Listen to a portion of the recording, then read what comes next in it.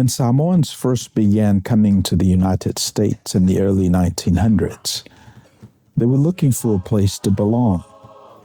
They found home with family, and as those family circles grew, they found it again with their churches. Over time, as Samoans became part of life in America, many found themselves living between two cultures, connected to both, yet not fully at home in either. This place, Manuia, offers a place to land, a place to breathe, and a place to belong. Second Samoa is your home away from home. Nasa ufafonga ile folasanga fo ilasa. Ile launga. Yeah. Se launga tapena lili. Yang olo mafafopei. O mai ai taimele ni tau whapale ni ngā le defense. Ma le offense. Oh, okay. E wilo o mai a nā tūro ia me. O le pui pui ma le o sofai ma. Ai te fo ia i tua o langona misi e tapena mai ai le manatuanga i le launga la sa. Le launga la sa i tuatu. Ina ua maua Yesu le tala ia Ioane le baptiso. Nā ngā i mai loa lea ngā i Kapanau. O le fesiri la.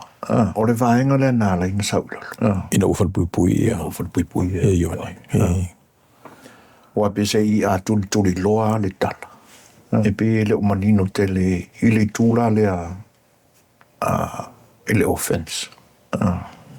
Pena whatino la Yesu o na langona nā leina. Awa a manatu i se tūlata mai whaale tino. E pe sa kaunga saulo Yesu alu te taio. O iutaia po Loma.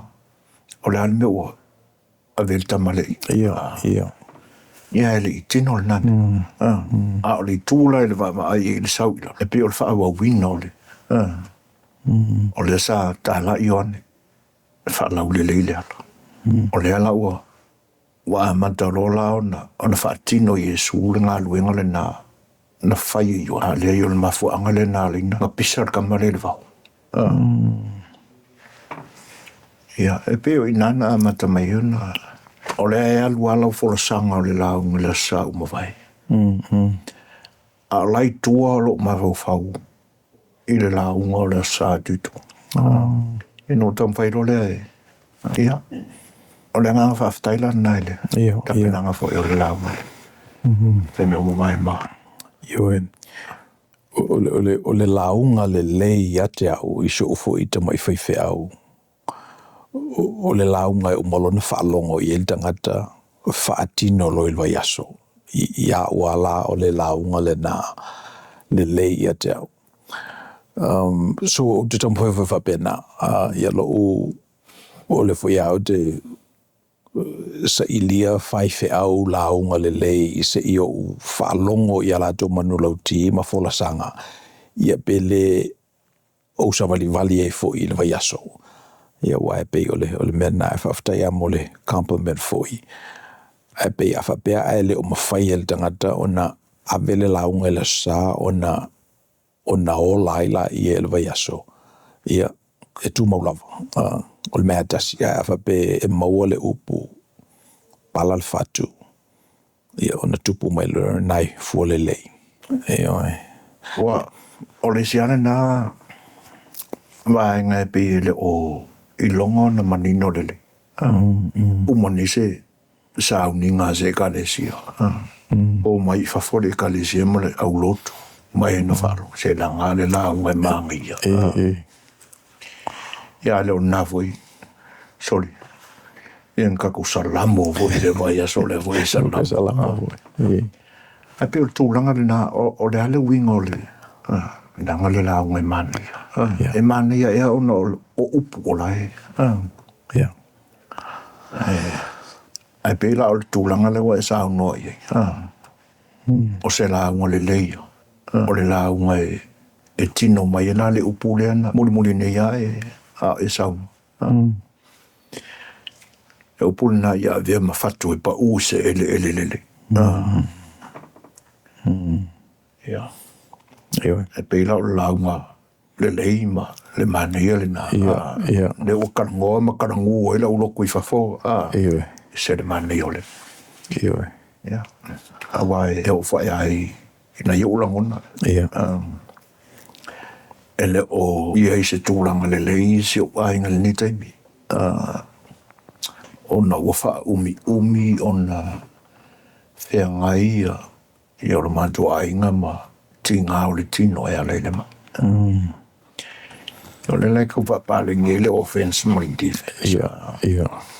Ia le anga ia o ule o whea ngai mara kausi ma.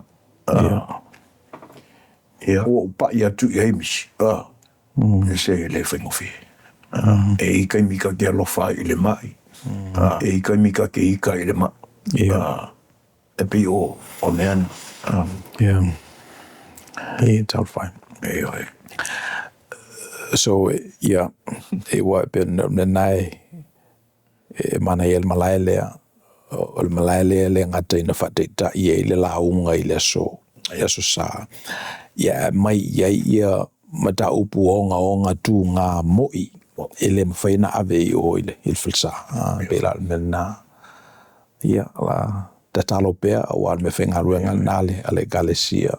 Matanga te whatutu Talofa I tinga o lo whenga I malausunga. Ia a double click lai tinga na. Ia ona mwhaina whanau mai ai se aonga. Se mea fōu. Se mai fōu. La whale upu a tātou Samoa fōu. Ele ala mea. E pei ole le sona le nai le launga I le sifo ia sa le na whai le launga wha amuia le li. Amuia e wha noa o wae wha mawhanaina I lato.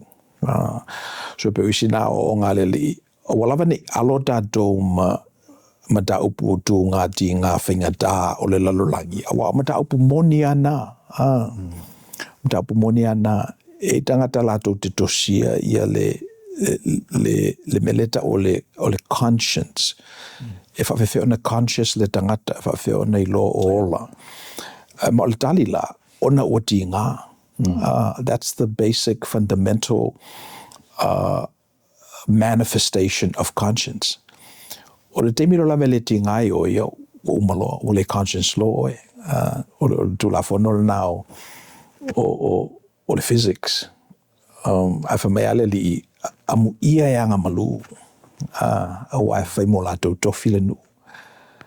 So if a penale wing o mea ia, mai o te manatu se whea ule leina mo tato umalava, ele ngata ia tato I nei, ia whapefo I lato o lo o whafonga ma mai. A lava le alo I se mea whaingata, se mea tinga, a wa ina o lo tatia I le ola. So, a whaftai fo I lava e pei o rea e tau mwhai e tau tu whaatasina I tāds na. Ai a mapua ni ai I lota I tā pausisi. Ono te iloa leo lota māmasang I au fo I le ai. Ina ua o ta wha mamafa I se mea pitasiro na mai vai.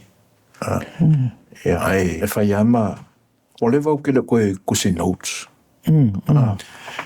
Ai na ua tupu nele nea whale le mafteanga le sio ainga. O no foi le la lomo tau tu fatasina I tātia ma toi mawhauwhau o whapea. Ele tu wha maumazis. Ai ole a mai o mea na o tati ngā nila. E pēlau na whasoa mai fo ia. O ta tilo atua. Ele e peia o kākawea le e ngā lue I matematika fo le ma. Tau whai whapale ni le mea thai. Ai le se formula o. E pei fo lao nau whasoa fo I nisi fo I o. E le mata tia na whaatu e le emperor pito silin nao na. Na tala bou o loma. ma ia sui ai ia le whatinonga o so whainga ma. Ia, au kirikilo ako i whamatalanga o le Super Bowl na umani. E pi whapena. Awa o le isi le nā mea fau na tupu. I le tauole na amata e le ofe. Saulava suulia. Ia, awa o le isi nā taua pe loo whaamaui nei talo taua alo. E whaale i whaonga ina i le pelu. Te lea ina whaonga le au adisoi. E peo inana te le mave le pā uo le au taua sui. Ia māmata lona solomuli. Ia o le tangata na ta pena le leila na formula e. Ia e whaonga le metric system. Matematika. Ia. Ona ua i loa o le a whaonga ioi loa ia. Ona o sa whailo le. E peila au whapale nia tuala i o tamanatu i a o onga. Awa le ua i le ta whasoa ona o le fesili. Na se langona i le lau mai. Le aso sa. Ona tatia mai lora le meana. E le ilo se le leio le lau mai lota aula. Pe ata le whatatia le leisa teita a la fuae. E hola i le vai aso. O le ala le ala fuae. O songo oso. O songo oso le malama i mea. E whai am whatatia le leia se ala fuae. Te pefi on ta pena le linga o le emperoa le nao. Varadictu.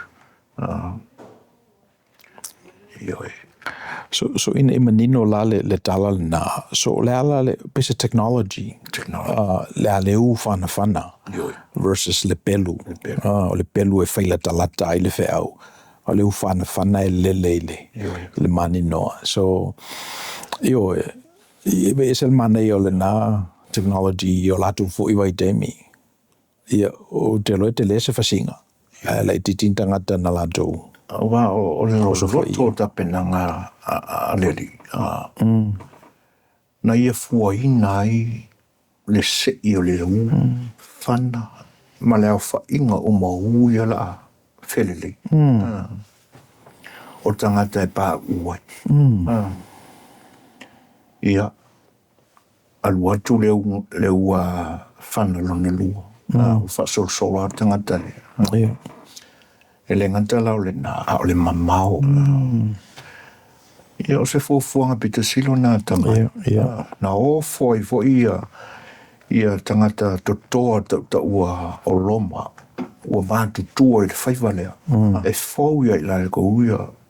Ia le fau mula ua. Hanga ele. Ia e whaiatu.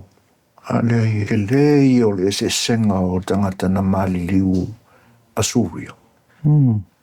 Ma tangata na mali liu loma.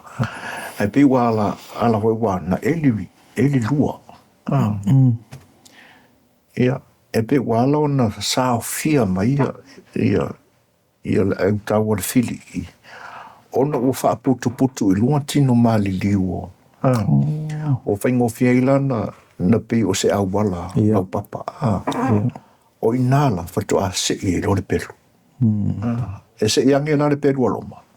Wa kaude e nisi wa. Ai sole. Io e o le tūlanga hoi la ele. E il savalinga ele mai aso.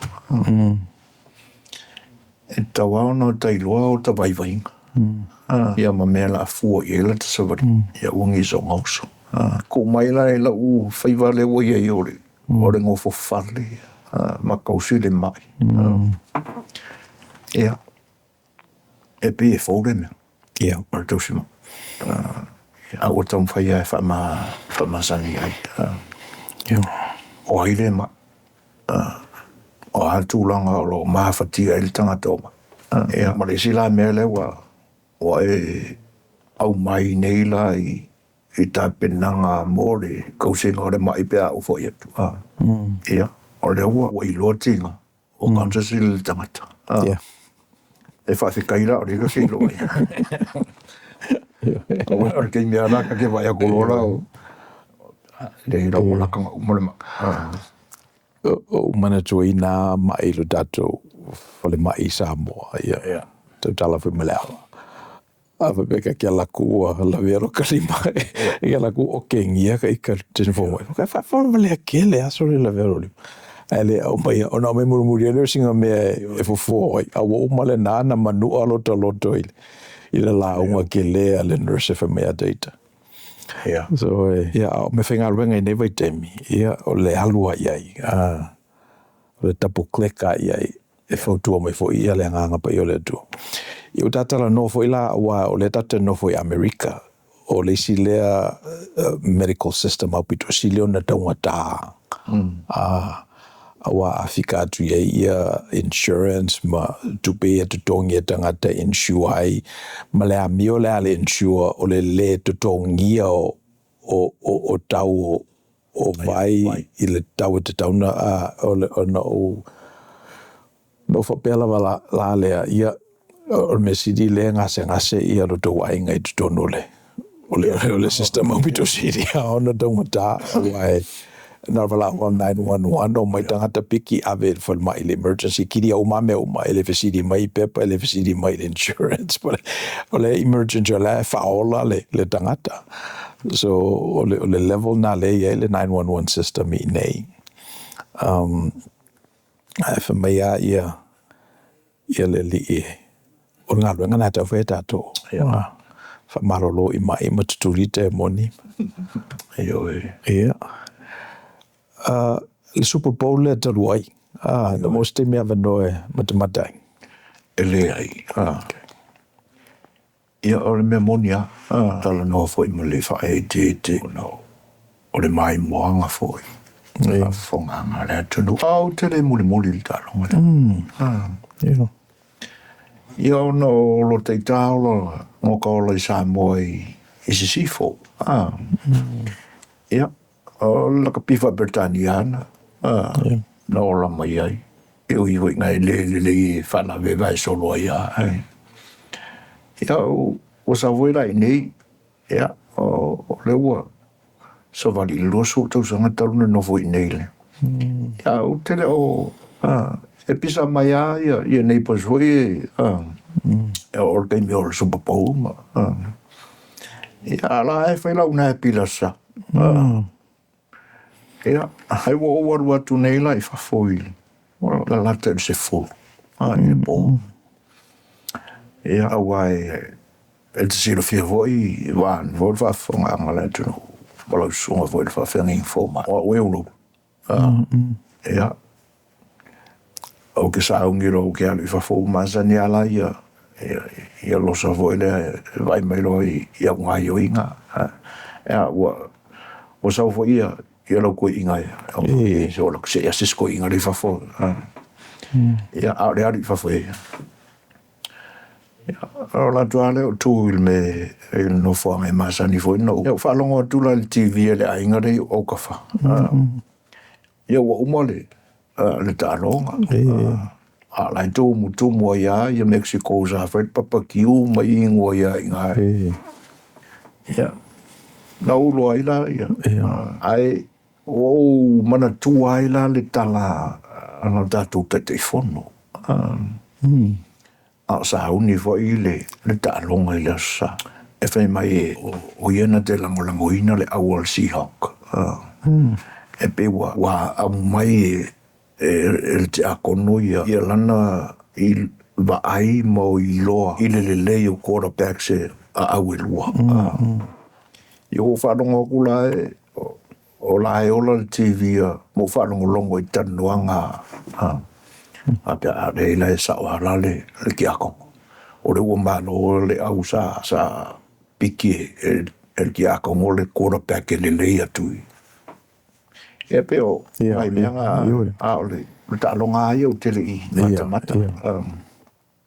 Io o nei e pe o le talonga na talonga il football ne tunu tu petele na fo na utau le sai po le sai on tu atu le mele tu po le kolisi NCAA na wa matona mawa ia tupe tutongi e tamaiti ma whatupe ia skolisipi il kolisi lea awaso la o vanga manata o amateur ele tutongi lo o le qualify lo le lawa te falta wala ma o matala fo le na afa de o ma o le nei atunu ona so sonia le nganga pa ia lo tau file le o mawhai ona maua tupe tamaiti ia o le football ai o le mele na Amerika so pe mena na la iona whaonga fo ye e whai ia launga ma au i viole o le fulsanga ila sa ona o pe o se denomination le nu fala o tai pe o le e whaka sa na datu o mai ai ma le e whaka asa ia le o dominate nele nu fala io pe denomination fole na le o lo lotu ia o datu tangata i le asa ma le asa e whai le liki ia o te manatu fo ia te taona o ane se iwa ai po le ale ngā luenga le nganga pa ia o lo unga osi o tātou tangata se fausia fo se mta upisilisili ia mo tātou fo i taimi wae hioe na fo i masani na fai fo i ale ma fai ala mta upisilisili o na fa matala ia le Super Bowl ia o tauna sui la mta upisilisili langa le Super Bowl le tupu ai tau sanga uma so pe nai mea nai o te maita wina. A o le malmalo ala ina o umalta alonga, o le malmalo ale le halftime show, le nana ia le ina Benito Ocasio, Bad Bunny.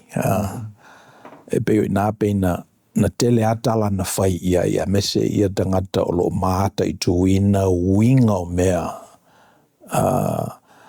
E mwhaiana e vai le Super Bowl ma e au nomani winga, wha winga ina e oe au le meale SSA tātou ma manu. Ona we have this ability to make meaning of things. O tātou wolanga foi, tātou te ola i tutonu o whatoanga na e o lātou winga. So ina ua umala Super Bowl o te whetangata u komeni i le Bad Bunny performance ia. Na whanau whalongolongo foi, on me uiro ma tua vai ala tunu. Tātou double click la ma tātou woane i sa o le halftime show. O tātou i loa i lea o le atunu e tafa tele ona whauinga ina. O le winga la utala. E iai ale manatu o tangata papai o lātou e ana le tunu. Aisa langa o lātou utua a mai Europa na o mai nei mawhatoa le lawilele. Ia ai fu i ale manatu o ta mauli le o lātou na whatoa ina le lawilele. E se ale le metafor le o le whatoa o lawilele. Se le physics o le whatoa o lātou pātua na sasaina ia sugar cane ma fili le vavai ka lena whatoa lau le tunu nei. E peo nai mea ia na tangi e leso i la sa. So tangata la Puerto Rico. E le ase singa ngana e se mai nei lor Spanish. E tala noa i tangata na pewhau tātou Samoa. Tātou tutuila. So mo iala o e sela tātou ngana anga i whanua anga nuu. Ia o tātou tangata Amerika. E fo ila walo manatu na wa uia sufuina. O le whengainga le na saini e tutuila ma Amerika. O le whengainga Samoa adoa. E le whapito i la tōlo i tutuila. Pe whapito fo i la tōlo i manua. Le o le whengainga na saini o tātou tua a mō tangata Samoa i le rangi au. O te miumalau te whalongo ai o vai tātou i vaenga na vai na i tātou e le atu Europa. O te whanau noa lava. Langa e alo manatu e le i whauwha pena tātou e le atua. E le i whau nisi Samoa e siri atu nei loi Samoa. Le na whau a tātou o tangata Samoa. So mera na e tawana mo sawa noa e te te e tātou i forces i olo tam whai e vai tātou mai o lo tele. Whelan tātou wā ea le filina ia ona na tasi rau tātou mawasi na Manuia. E peifu I lava a le mawhai le tunu une o Amerika o nā ea le anganga le nā o le vai o le tunu ia I waina malepe. Ioi, o se tūlanga e a whai a manatu ia I leo mai o tamapapa ia. E pe ua lena e sao no ia I misipo e na ua vai. Ona tu ese ai leo se sifo masasai. Ai ole tūlanga pito silia ona tāua. Ona ele ese ai ia nganu. O le ngangan, o tūmbang. E wiala ina ua whapea, au le hai tasi. Ai pe e mātau atu. Ai e arkai minga pi e mamau ai. E wina o le tasi ar ngangana. Ai pe o lau mātau ona o loto au tangata. Ai pe ua whawhetai ai le tū lai mai o taitai I nei aso. I whai ngā mālo e lua. E pe ona vai ina I leo Europa. E pe o leo iei alo lātou whinangalo ina ia tau sole. Alu pe le tūlanga leo iei. Whai ngā mālo o sifo, ma le whai ngā mālo o sai. Ai pe o te tau mawhai taitai o nei aso. Te kovana. Lana whai tau pulenga I Amerika Samoa. Ina ia tau whela tai ngāru e whatasi. E pe o le mea sa amata I taimi umawai, nei tau sanga umawai I whainga mālo fo ia a vaenga ia lua o le tunu ua mālo lo atu. E pisa tau mwhai e tu whatasia ia nisi o mata upu ia onga. I le Community College I Amerika Samoa, whatasi mo le University Papa Ngalai. Ai whaonga la ia teknolosi. Ia, o ani mata upu e le o matua I mahalosi e tele ni whai a onga I Papa Ngalangala. Ia ona a onga mai le I mapsaka. Whapena fwoi la I tutuila ma pe aieni ai me sa lai mata upu whafo mai. Na onga tule ia ngarki vi ma whafso tai leina ma. E peo inana kau amakainga maul tūlanga ngā lue whatas. E pera arke mingi okele ia mewa whalongo tua ua. E peila ole whaamatu mai whainga malo Amerika Samoa o ele o Amerika Samoa e whai se ofisa o Samoa sifo. E whapena whela ia Samoa. Ia ua kingo mai la ua iei ele. Ai tuko ia o le whakuku e ongi whale ma. Mai a watun tangata e ngā lulu e. Pe o isi nā vaenga wa amatana. Ia maolo o whaia e le tausanga e peka I lua e peka I kolo. O le ma ia whelo inga tai o atunu o whainga malo. Le ta ua o le atoa o Samoa. Ia ngā lue whatasi I latina e ngā o ni vaenga ina ia maua e tangata anu o whainga malo e lua ia le Manuia whani o po. Pe o le se ala mea le ua to a fo I tutuila ia la umalanga Amerika Samoa. Sai Samoa. Ia e tala noa ina ia ele isi ulea I le vāno nofo le lei o mga lulu e whatasi le puipuinga o toa oi. Mai le taumwhai te atu ia whala au whasaina. E pe o tūranga la ia o le ua vai e tua o le hae nofo mbau e se male atunu ua e pe ua o taula ngona la le mawhanawhana o no sotanga la ia. E lau pe ua koe amaka mea I kai o atunu ua. Ia I toi tau a mai te isi tonu ina ia I longa ona. Ia ele tu ua iami ia. Ele theo seo sa ingo ainga ia. Ia. whaini maliwi I se sifo ia. Si atu ia tangata o aingi. Ia, patulanga ia o taun whai ia. A se mele lei. Se mele lei. E pei wai lao o vaenga o le nia tunu. Ia. O le wai lai tau maua tu lau whaalongo ia. Tūlanga o le whaafia le nai I le taimi o le Super Bowl. Ia atonu ai te lini whaiti o ngā fwoi I le ngā fwoi I ali I pe o nei tā ua. Ia o nisi o le mea o tupu ai ni o na po. Ia o fwoi lai whaale tonu o Donald Trump ingi. E le ngata o tangata ai o lo I te tonu o lau ele o Amerika. So le ai e fwoi lau ke mai Samoa. Ia toa ia la ia Amerika Samoa wai pe o. E vāwala la ta sota.